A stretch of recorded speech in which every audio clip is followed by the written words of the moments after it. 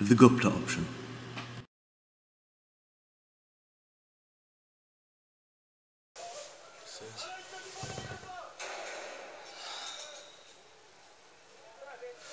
Alright, so here's the situation in DCAR.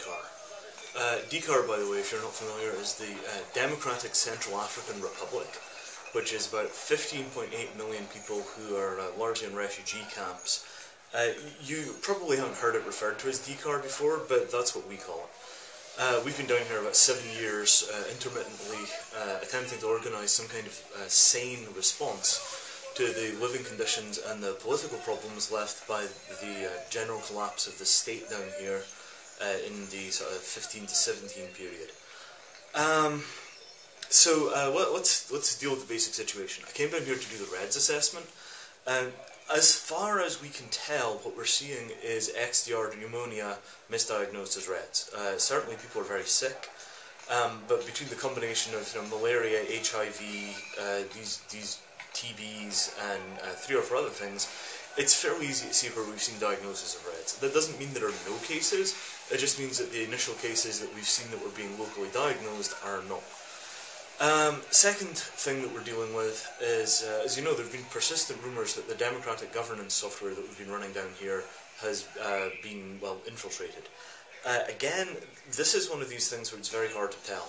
The biggest problem that we face with electronic governance down here is tribalism and democracy do not mix.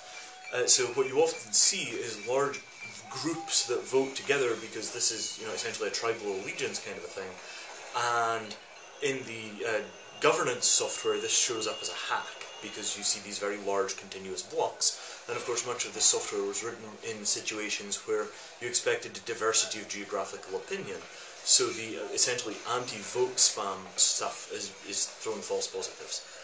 We get this a lot. When you begin to adapt technologies across culture, things just don't necessarily work how you expect them to. Other news, Hexier factories are operating perfectly well. We're continuing to reduce external dependencies, but obviously until you're running your own aluminum smelters, you can't really be manufacturing this interim housing. So most of that stuff that we continue to import, some of it illegally, depending on what you regard as the state in this particular region. We still have problems with the algae technology. We've seen 2 tank failures where we just got some kind of toxic invasive species in the tank. So in those situations you continue to see reasonable biodiesel output, but the biomass makes the cattle sick when you feed it to them. So again, I'm going to bring some samples back with me, we'll feed it to the genetics guys, we'll try and figure out what the invasive strain is. Is it engineered? We don't think so. I mean, the possibility that somebody is down here trying to sabotage the food self-sufficiency programs, on one hand, how do you tell? On the other hand, who would bother? So, in any case, I look forward to seeing the rest of your reports, and continue.